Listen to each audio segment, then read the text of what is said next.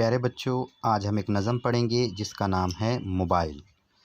اپنے ہاتھ میں جادو کی ایک ڈبیا ہے، جس میں ایک انمول خزانہ رکھا ہے۔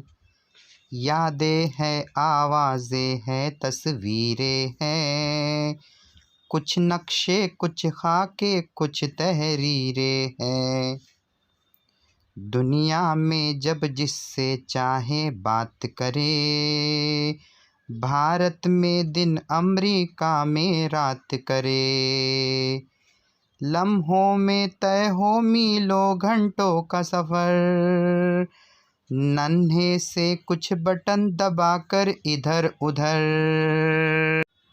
بٹن دبانا بھی اب کہاں ضروری ہے، بس انگلی سے چھو لینا ہی کافی ہے۔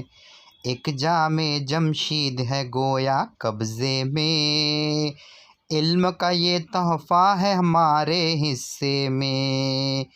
کل سپنا تھا لیکن آج حقیقت ہے، اپنی مٹھی میں موبائل کی قوت ہے۔